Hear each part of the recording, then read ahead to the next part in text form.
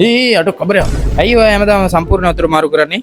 ඒක තමයි මචං මාළුන්ට හොඳයි. එහෙම ඔයාට කවුද කිව්වේ? ඒක බොරුනේ. බොරුද? ඇක්වැරියම් සම්බන්ධව මිත්තන් පැක් බලමුද? ඔයගොල්ලන්ගේ මාළු ටැංකියේ සැරෙන් 100% වතුර මාරු කරන එක මාළුන්ට හොඳයි කියන එක බොරු කතාවක්. ඔයගොල්ලන්ගේ මාළු ටැංකියේ සැරෙන් වතුර මාරු කරනකොට ටෙම්පරේචර් සහ pH වෙනස් වෙනකොට ඒක මාළුන්ට හානියක් වෙන්න පුළුවන්. මාළුන්ට මෙමරි පවර් නැහැ කියන්නේ බොරු. ඒකට හේතුව තමයි මාළුන්ගේ අදන එක්කනව මතක් කරගන්න පුළුවන්. ඒ වගේට කැම දාන වෙලාවත් එයාට මතක තියාගන්න පුළුවන්. ඒ වගේම මාළු ටැංකියේ ඇගිල එංගෙන ප්ලේස් එක හොඳට මතක තියාගන්න පුළුවන්.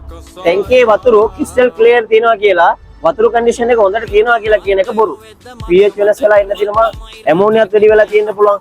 ඒක හරියට අපි චෙක් කරලා බලා ගන්න ඕනේ. ඔන්න මේ වගේ හොඳ සහ නරක දේවල් ඉන්ෆර්මේෂන් ඔයගොල්ලන් දැනගන්න ඕන නම් අපේ page එක follow කරන්න.